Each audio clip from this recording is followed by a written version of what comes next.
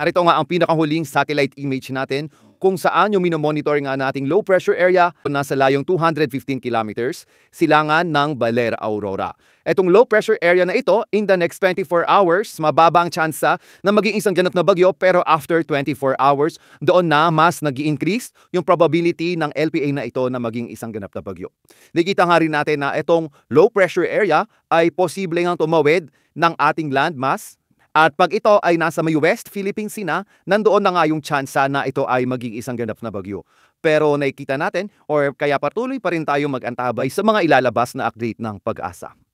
Although itong low pressure area na ito, kahit hindi siya maging bagyo, ay posible pa rin na magdala ng paulan. At ngayong araw nga ay nakita natin na yung maulap na papawirin at makalat-kalat na pag-ulan, pagkidlat at pagkulog dulot ng LPA sa Aurora, Quezon, Camarines Norte, Camarines Sur, Catanduanes at Albay.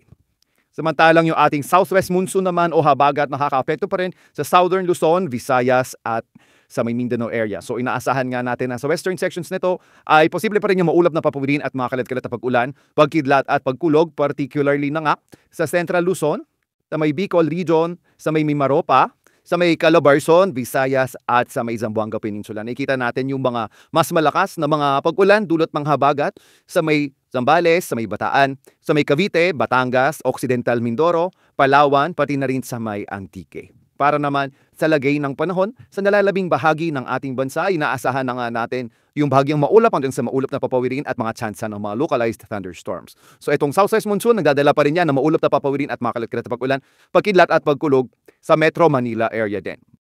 At ito nga yung ating pinakahuling nilabas na weather advisory. Ito ay kaninang 5 updated na alas 5 ng hapon kung saan 50 to 100 millimeters na mga pag-ulan ngayon hanggang bukas ng hapon. Posible sa may Zambales, sa may Bataan, Cavite, Batangas, Occidental Mindoro, Antique at Palawan. Kaya yung ating mga kababayan, lalo na yung inuulan at may mga malalakas na pag-ulan, lalo na nung mga nakaraang araw pa, ay pinag-iingat sa mga banta ng pagbaha o hindi kaya pagguho ng lupa.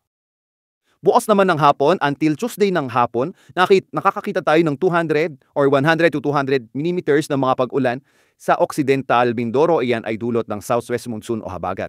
50 to 100 millimeters naman na paulan ng habagat o southwest monsoon ang posible sa may Zambales, sa may Bataan, Cavite, Batangas, sa may Romblon, sa may Antique, pati na rin sa may lugar ng Palawan. At ang low pressure area by tomorrow, posible magdala rin ng 50 to 100 millimeters na pag-ulan sa Aurora, Quezon, Camarines Norte, pati na rin sa may Camarines Sur. Tuesday afternoon to Wednesday afternoon, 100 to 200 na millimeters na mga pag-ulan, posible sa may Zambales, pati na rin sa may Occidental Mindoro. Samantalang 50 to 100 millimeters naman na pag-ulan, posible naman yan sa may Pampanga, Bulacan, Rizal, Laguna, Batangas, sa may Cavite, Metro Manila, Laguna sa may Quezon, Marinduque, Camarines Norte, Camarines Sur, Albay, Antique, pati na rin sa may Palawan. Ito ay yung mga paulan dulot ng habagat o southwest monsoon at itong 50 to 100 millimeters sa paulan sa Pangasinan ay posibleng dulot naman ng low pressure area.